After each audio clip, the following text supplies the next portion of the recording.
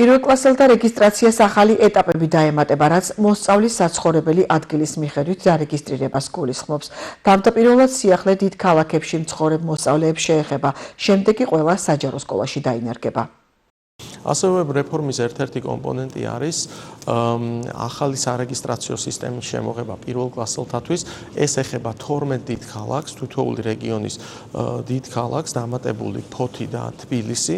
ჯამში გამოდის 12 ქალაქი, სადაც სწორედ რეგისტრაციის მისამართის მიხედვით მოხდება პირველ რიგში მოსწავლეთა ჩარიცხვა პირველ კლასში, ხოლო დარჩენილ თავისუფალ ადგილებზე შემდგომში გამოცხადდება საყოველთაო რეგისტრაცია. ჩვენ ვფიქრობთ, რომ ეს პროცესი მნიშვნელოვანია იმისთვის, რომ დარეგულირდეს გარკვეული საკითხები, რაც საცხოვრებელი ადგილის მიხედვით რეგისტრაციის ბმას კონკრეტულ სკოლებთან მიმართებაში უზრუნველყოფს და ვფიქრობთ, რომ სამომავლოდ ეს არეალი კიდევ უფრო გავაფართოვოთ, თუმცა მნიშვნელოვანი იქნება ამ პირველი შედეგების გაანალიზება, შეჯერება და იმ მიმართულებების კიდევ უფრო დახვეწა, რაც ამ პროცესს უფრო აქტუალურსა და შედეგზე ორიენტირებულს გახდება.